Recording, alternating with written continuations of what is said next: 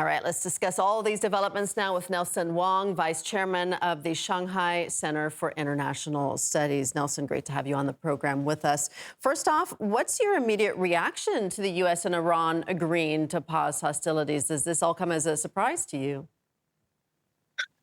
Not really. I think it's kind of expected to a certain extent, but I think this is definitely not the time to celebrate by anyone because.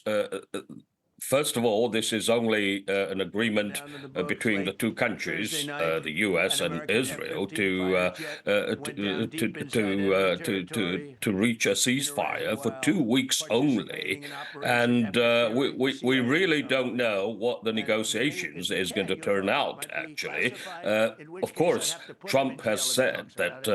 And I he don't want has to put him in received the jail. It 10-point doesn't deserve that. proposals John, that's by it for me. Iran, Thank you. and now whether he is going to agree to that, Thank you, Mr. we President. can't It's a really privilege to be here with you rely today on what Trump to share what we says can because about he the is successful really resolution proving and himself recognize to be the so ingenuity and bravery of unpredictable those who because executed he it, can change as well as the any leadership time, and any resolve minute. of the President So this before is today. not definitely not the time From to above, celebrate, but in a Our troops turned a ceasefire potential is tragedy into a definitely resounding better than demonstration of American you resolve know, and having capability. That's the what war excellence in continuing uniform to looks go like. on, and that's for sure. But make no Yeah, it mistake certainly about is a good start, at least. Nelson, Islamabad was the primary mediator here of this truce, but Pakistani media are reporting that China actually strongly urged Tehran to show flexibility. Why do you think Beijing didn't take a more visible role in these negotiations?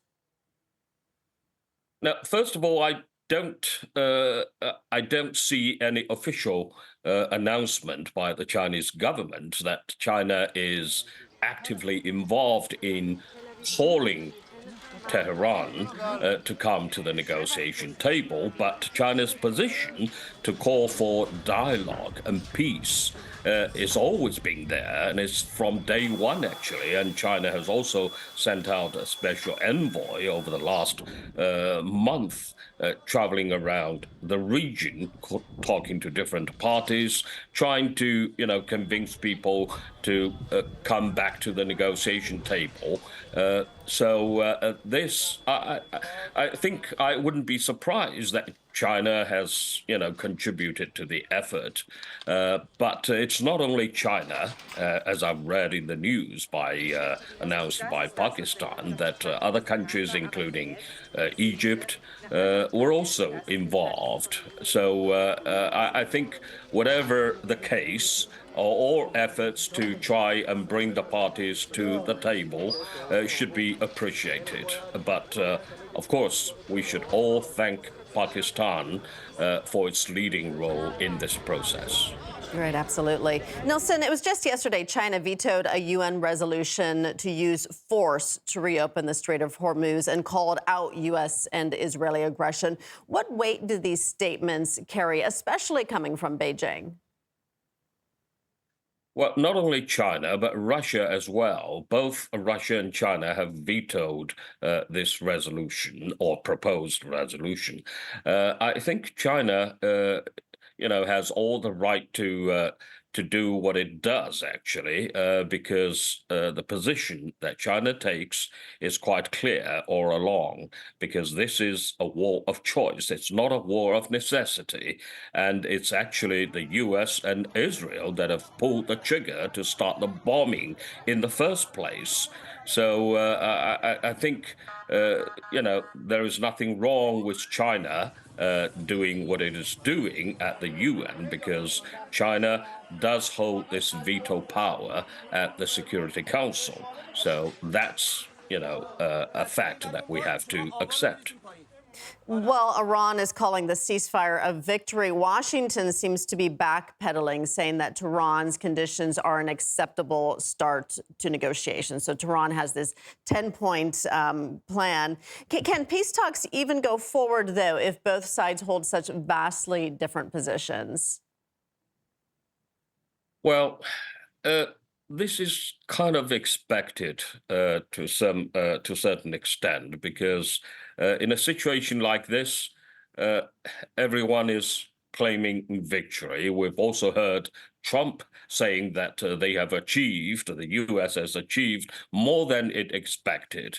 Well, you know, whatever he says, people know exactly what has happened. This is the 21st century. Everything is televised, is broadcasted by the minute. So, but in terms of Iran, I think Iran has shocked the world and impressed the world actually by its ability to retaliate. And this is also a fact that should not be ignored, even though the country has been in a devastating situation at the moment, has been bombed again and again. So, but what we have to admit is that in a military conflict like this, nobody wins. We've also seen the markets react to this pause. Oil prices have already dropped worldwide. Who benefits most from this pause in the war? Well, market is always quite sensitive to situations like this. When the war first broke out, there was an immediate panic in the market, and people were predicting, and I was actually predicting as well, that it was soon going to go past $80 and then over 100. But market is market, and with any piece of good news, market will react accordingly. But let us don't stay optimistic forever, because things are changing every day and perhaps even every hour. So let's stay cautious. Well, how do you think these negotiations could impact the other Gulf countries, which came under Iran's retaliatory strikes? I mean, UAE, Saudi Arabia, Qatar, Bahrain. Do you see them getting involved? Well, these Gulf countries, have been finding themselves as a victim, as they call themselves. Because all of them have suffered retaliation strikes by Iran, which Iran claims to have all the right to do so, because they allowed the U.S. to have their army bases on their territory. So I believe they would welcome a ceasefire. They would welcome a stop of the war for sure. But whether this is going to last, whether both the U.S. and Iran can actually find a common ground to reach an agreement, that would be good news for those Gulf countries. But bear in mind, in the 10 points that have been proposed by Iran, one of them was also referring to those Gulf states, actually, all the U.S. bases. Iran demands these U.S. bases to be eliminated. And now, whether this is going to happen or not, we'll have to wait and see. Nelson, Washington claims to have achieved all of its objectives in Iran, and even Israel seems to have shifted focus to Lebanon. But what, if anything, points to their joint operation being a success? Or do you think that they're just looking for an excuse to pull out, because this military operation in Iran, to the point you made earlier, proved that Iran is actually far stronger than they were expecting? Of course, I think both the U.S. and Israel, well, let's say the U.S. in particular,